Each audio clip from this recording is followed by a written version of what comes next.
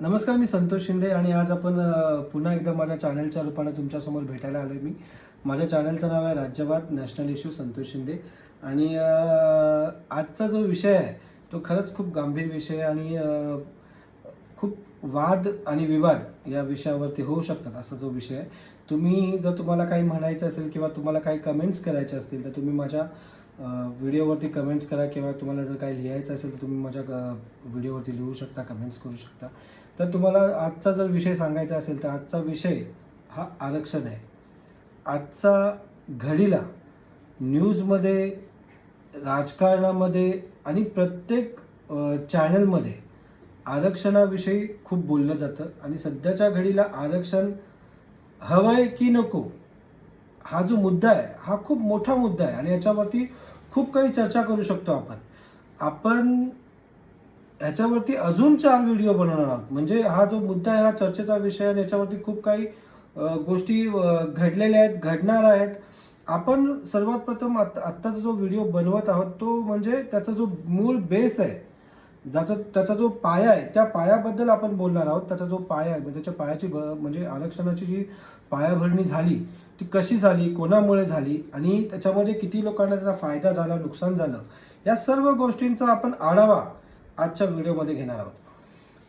तर आरक्षण का आणि कशाला पाहिजे, एक नॉर्मल हा चर्चेचा विषय आहे आणि हा चर्चेचा विषय आपण या विषयावरती म्हणजे किती लांब लचक चर्चा करायची आहे हा एक मुद्दा आहे. तर सर्वात प्रथम कुठले प्रवर्ग येतात, कुठल्या जाती जमाती येतात त्याच्यामध्ये आणि किती जाती जमाती कुठल्या प्रवर्ग यांना कसं आरक्षण दिलंय हे आपण बघणार आहोत.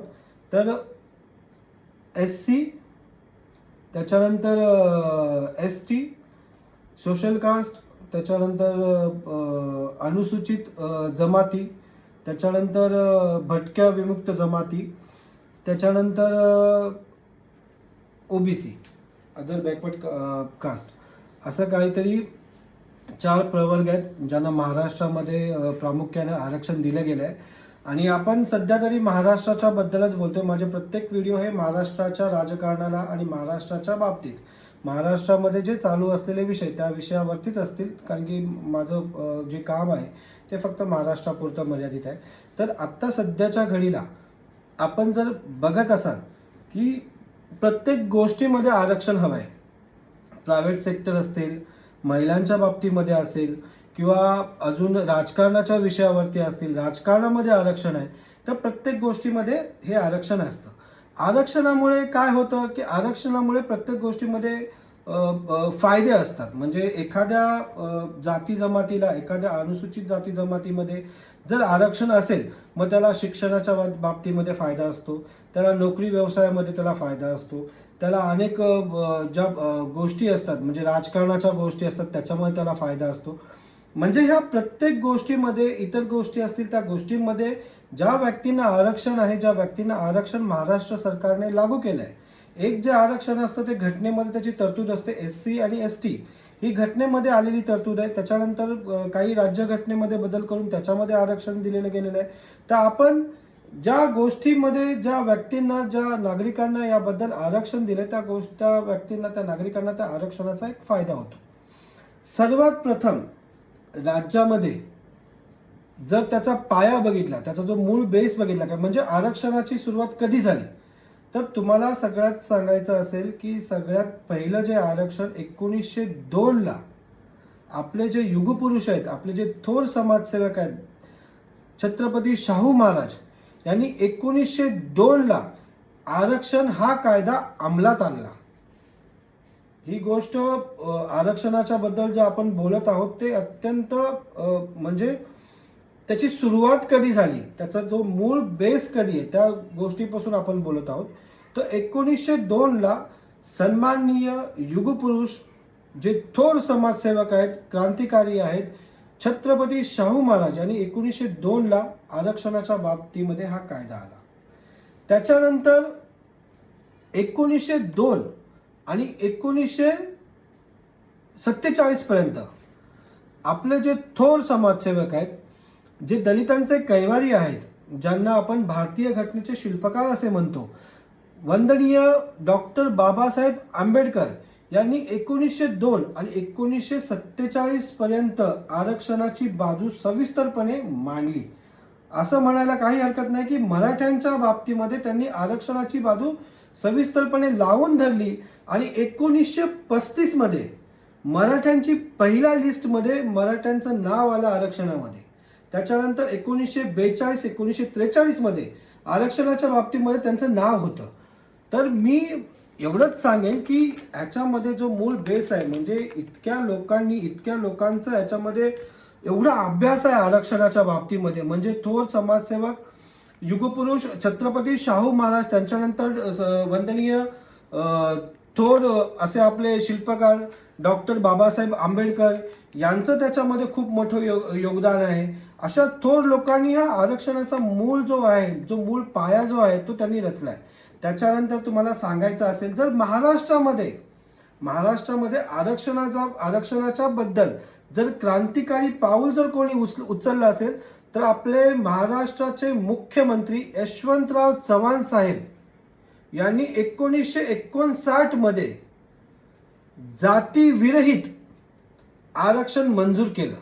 त्याच्यामुळे त्यांनी इकॉनॉमिकल बॅकवर्ड कॅटेगरी म्हणजे EBC, आता आपण त्यांना आजच्या याच्यामध्ये EWS वगैरे असं म्हणतो, त्यांना जातीविरहित आरक्षण मंजूर केलं. सगळ्यात जो मूळ जो आरक्षणाचा जो महाराष्ट्रामध्ये जे आलं ते सन्माननीय वंदनीय आपले यशवंतजीराव चव्हाण साहेब आहेत, जे महाराष्ट्राचे मुख्यमंत्री राहून गेले. त्यांच्या अध्यक्षतेखाली सर्वात प्रथम 1959 मध्ये आरक्षण आलं. त्याच्यानंतर पुढे जाऊन 1964 साली जे BD देशमुख आहेत त्यांनी याबद्दलचा अहवाल मांडला. त्याच्यानंतर अजून जर आपण पुढे जाल तर घटनेमध्ये SC आणि ST या दोन प्रवर्ग आहेत. SC आणि ST VJ&T यांना घटनेतूनच प्रावधान देण्यात आलं आहे. त्यांना घटनेमध्येच मूळ आरक्षण दिलं आहे. त्याच्या आपण जर सध्याच्या ह्या SC ST आणि VJ&T भटक्या विमुक्त जाती यांच्या विषयावरती आपण बोलणारच आहोत, पण आपल्या सध्याच्या घडीला जो मूळ जे आरक्षण चालू आहे ते OBC म्हणजे अदर बॅकवर्ड कॅटेगरी किंवा कास्ट असं याच्याबद्दल आपलं चालू आहे. तर 1979 आणि 1979 पासून ते 1984 पर्यंत तुम्हाला सांगायचं असेल तर आदरणीय शरदचंद्रजी पवार यांनी महाराष्ट्रामध्ये 80% आरक्षण लागू केलं होतं. ते आरक्षण जातीविरहित आरक्षण होतं आणि त्या आरक्षणाचा एवढा फायदा होता की ते आरक्षण म्हणजे पूर्ण भारतामध्ये असं कोणीच जाहीर केलं नव्हतं. ते फक्त 1984 म्हणजे 1979 पासून ते 1984 पर्यंत ते आरक्षण सन्माननीय वंदनीय जे आपले राष्ट्रवादी पक्षाचे अध्यक्ष आहेत शरदचंद्रजी पवार यांनी ते आरक्षण लागू केलं होतं. त्याच्यानंतर त्या आरक्षणाला शिवाजी गर्जे जे तहसीलदार होते त्यांनी त्या आरक्षणाला चॅलेंज केलं कोर्टामध्ये आणि त्याच्यानंतर तो काय कोर्टामध्ये तो आरक्षण टिकू नाही शकलं. मग 1990ला मंडळ आयोग सिद्ध झालं, मंडळ आयोग आलं, मंडळ कमिशन त्यांनी 1990ला तो अहवाल मांडला. अहवाल मांडल्याच्या नंतर त्याच्यामध्ये इंदिरा सहानीने तो अहवाल कोर्टामध्ये नेला. त्या कोर्टामध्ये जे 9 जज होते, जे 9 न्यायाधीश होते, त्या 9 न्यायाधीशांनी इंदिरा सहानीचा जे प्रकरण झालं ते प्रकरण जे त्यांनी आरक्षणाच्या बद्दल मांडलं. आपण जे बोलत आहोत ते तुम्ही जाणून घ्या, आपण OBCच्या बद्दल बोलत आहोत सध्याच्या घडीला. त्याच्यानंतर आपण अजून व्हिडिओ बनवू, त्याच्यानंतर आपण मराठा आणि आजच्या घडीला जे चालू आहे त्या संदर्भात देखील आपण बोलणार आहोत. तर सध्याच्या घडीला जे OBC बद्दल आपण बोलत आहोत त्याच्यामध्ये ते इंदिरा सहानी हे प्रमुख होते. इंदिरा सहानीचं जे आरक्षण केंद्राने मंजूर केलं त्या मला वाटतं VP सिंग यांची सरकार केंद्रामध्ये होती. त्यांनी 1994च्या वेळेला ते काहीतरी आरक्षण त्यांनी ते मंजूर केलं.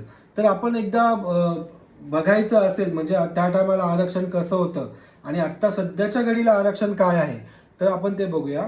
आपल्या त्या टायमाला ज्यावेळेस 1994ला ज्यावेळेस आरक्षण होतं त्यावेळेस STला 13% आरक्षण होतं, SC ला 60% होतं, OBCला 10% होतं आणि त्याच्यामध्ये VJNTला 4%, म्हणून मिळून असे काय 14% असं आरक्षण होतं. म्हणजे 1994ला हा आरक्षणाचा विषय होता. आणि त्याच्यानंतर आत्ता सध्याच्या घडीला जर आरक्षण तुम्हाला जर सांगायचं असेल, जर आरक्षण आत्ता आपण सध्याच्या वावरत असताना आरक्षण किती आणि काय आहे तर तुम्हाला सांगायचं असेल तर SC अनुसूचित जाती यांना आत्ताच्या घडीला 13% आरक्षण आहे. STला अनुसूचित जमाती म्हणजे आदिवासी धनगर समाज असेल त्यांना काहीतरी 7% आरक्षण आहे. OBC जे इतर मागासवर्गीय असतील त्यांना काय 19% आहे. जे भटक्या विमुक्त जाती त्यांना काहीतरी 11% आरक्षण आहे. म्हणजे टोटल काहीतरी असं म्हणजे एकूण आरक्षण काहीतरी आत्ता सध्याच्या घडीला 52% आहे. त्याच्यानंतर 10% काहीतरी EWSचं असं आरक्षण आहे, म्हणजे मिळून 62% असं आरक्षण काहीतरी सध्या आहे. EWSचं आरक्षण हा कोर्टातला विषय, कोर्टाने ते काहीतरी मंजूर केले आणि कोर्टामध्ये अनेक लोक या आरक्षणाबद्दल चॅलेंज करत आहेत. तर आपण आरक्षणाचा मूळ पाया कुठे पडला आणि त्याच्यानंतर आरक्षणाची जी बाजू आहे ती कोणी लावून धरली आणि पहिल्या लिस्टमध्ये म्हणजे 1935ला आणि 1943 पर्यंत 1935, 1942, 1943 मध्ये मराठा आरक्षणासाठी डॉक्टर बाबासाहेब आंबेडकरांनी बाजू लावून धरली आणि आता ते सध्या आरक्षण त्यावेळेस ते तिथे होतं. त्याच्यानंतर त्याला कोर्टात चॅलेंज झालं, त्याच्यानंतर ते आरक्षण 52%च्या पुढे गेलं. ह्या सगळ्या गोष्टी आहेत, ह्या सगळ्या गोष्टींच्या विषयी आपण पुढे देखील बोलणार आहोत.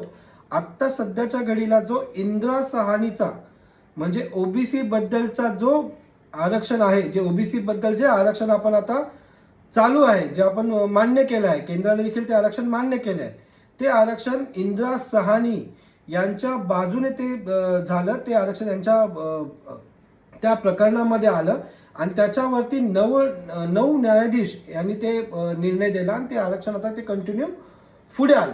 आता जी पुढची जी बाजू आहे ती मी माझ्या पुढचा जो व्हिडिओ आहे त्याच्यामध्ये ती बाजू सविस्तरपणे मांडणार आहोत. OBCचा विषय झाला. OBC विषयमध्ये आपण ऐकलं की ते आरक्षण कसं आलं, त्या आरक्षणाची जातीविरहित अगोदर जी बाजू आली ती कशी आली आणि प्रत्येक जे आरक्षण आहे ते जातीविरहित आत्तापर्यंत आलं. त्याच्यानंतर एक थोर समाजसेवक आणि ज्यांना आपण हिंदू हृदय सम्राट असं म्हणतो, त्यांनी एक उच्चार केला होता की आरक्षण हे असायला पाहिजे आर्थिकदृष्ट्या जे मागासवर्गीय आहेत त्याच्यावरती ते आरक्षण असलं पाहिजे. ह्या गोष्टीवरती आपण चर्चा नंतरच्या व्हिडिओमध्ये करणार. त्याच्यामध्ये आपला SC असतील, ST असतील, VJNT असतील, त्याच्यानंतर आपले मराठा समाज असेल, या प्रत्येक समाजाला धरून कुठल्या बाबी असतील, कुठल्या गोष्टी असतील आणि कुठल्या गोष्टींचे पुढे जाऊन काय परिणाम होतील आणि त्याच्यानंतर आत्ता सध्याच्या राजकारणामध्ये या बाबतीमध्ये कसला वाद आणि काय वाद चालू आहे हे माझ्या पुढच्या व्हिडिओमध्ये मी नक्की तुम्हाला सांगायचा प्रयत्न करेन. आरक्षणाच्या विषयावरती खरंच खूप वादाचा आणि विवादाचा हा विषय आहे. माझं काही चुकलं असेल किंवा काही तुम्हाला सांगायचं असेल तर तुम्ही माझ्या व्हिडिओला कमेंट्स करा. एवढंच तुम्हाला सांगतो. Thank you so much. माझा व्हिडिओ बघा आणि मला लाईक आणि कमेंट्स करा. धन्यवाद. Thank you so much. जय हिंद, जय महाराष्ट्र.